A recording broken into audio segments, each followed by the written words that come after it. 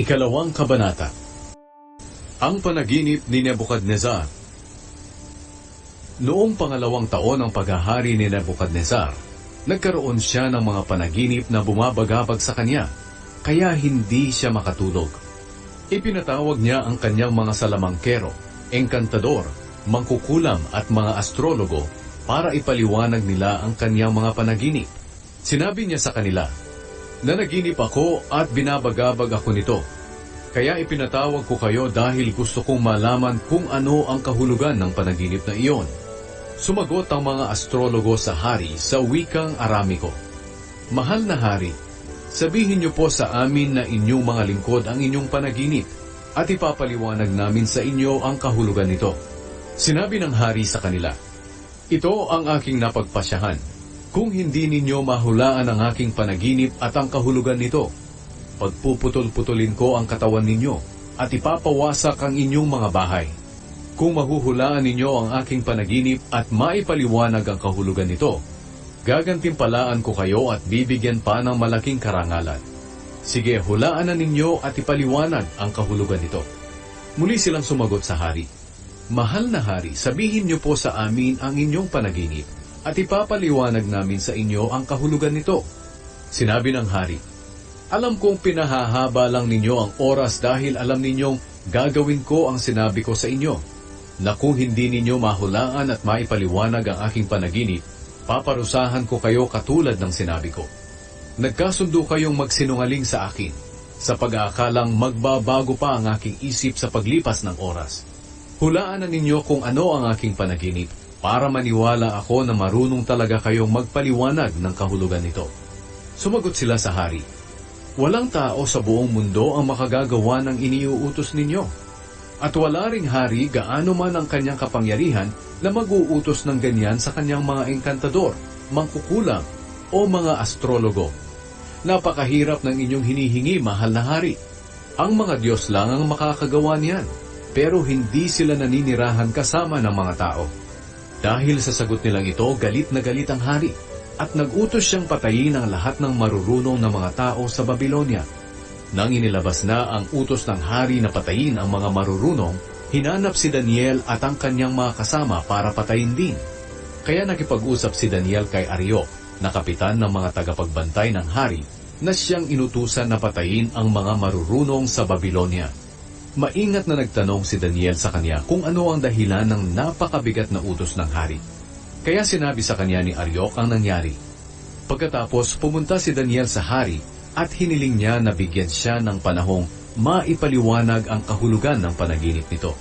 Pumayag naman ang hari, kaya umuwi si Daniel at ibinalita sa kanyang mga kasamahang sina Anania, Mishael at Azaria ang tungkol sa nangyari.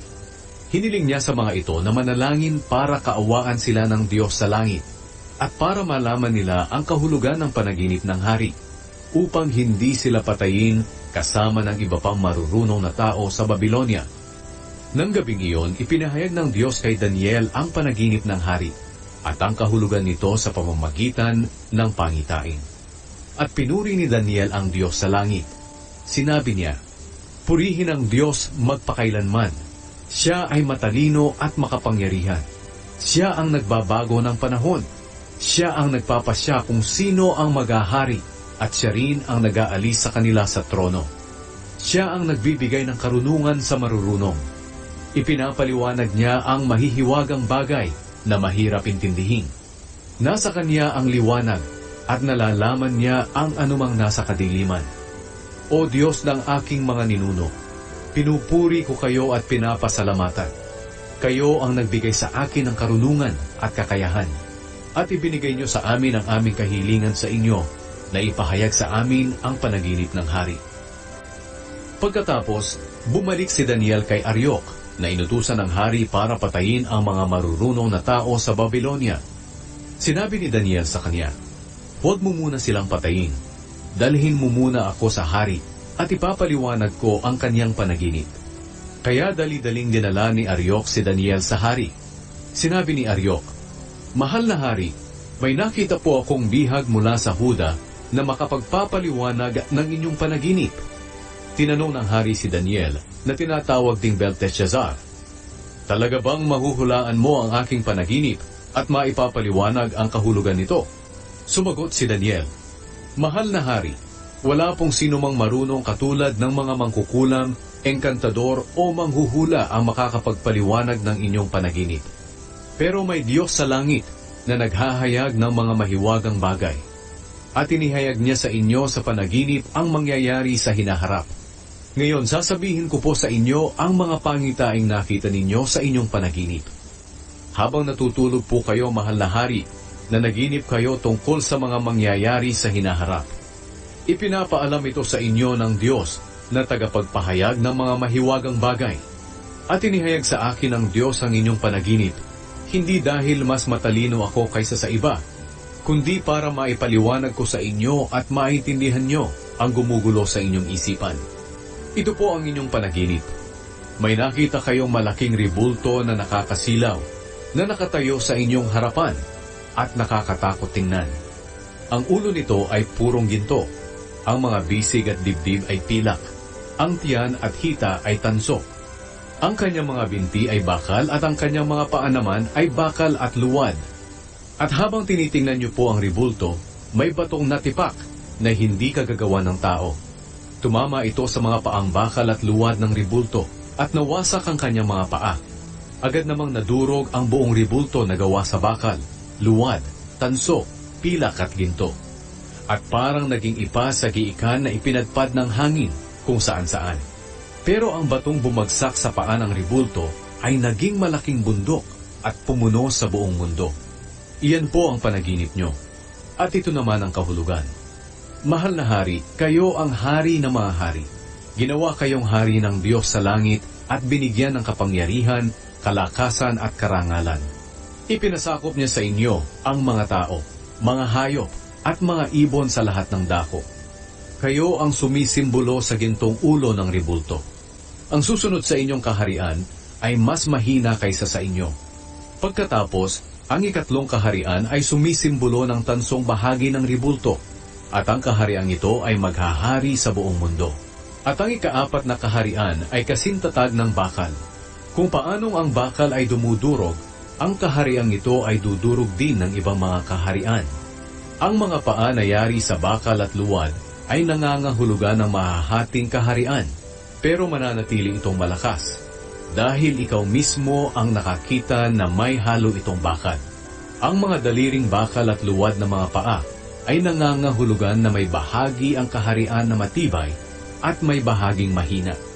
Ang pagsasama ng bakal at luwad ay nangangahulugang magkakaisa ang mga pinuno ng mga kahariang ito sa pamamagitan ng pag-aasawa ng magkaibang lahi. Pero hindi rin magtatagal ang kanilang pagkakaisa, katulad ng bakal at luwad na hindi maaaring paghaluin. Sa panahon ng mga haring ito, ang Diyos sa langit ay magtatayo ng isang kaharian na hindi babagsak kailanman.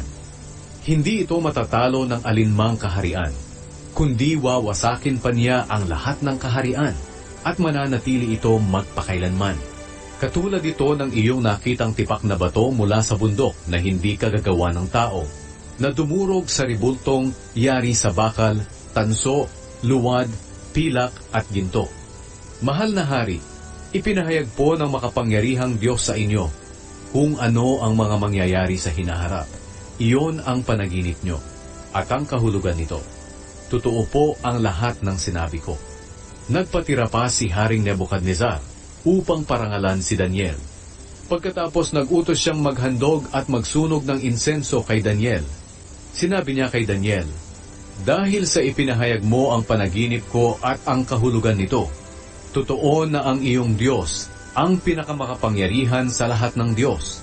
Siya ang dapat kilalaning Panginoon ng mga hari, at siya lamang ang nakakapagpahayag ng mga hiwaga. Pagkatapos binigyan ng hari si Daniel ng maraming magagandang regalo. Ginawa siyang tagapamahala ng buong lalawigan ng Babylonia at pinuno ng lahat ng marurunong doon. Hiniling ni Daniel sa hari na italaga sina Shadrach, Meshach at Abednego bilang katulong niya sa pamamahala ng lalawigan. Pumayag naman ang hari, at namalagi si Daniel sa palasyo ng hari.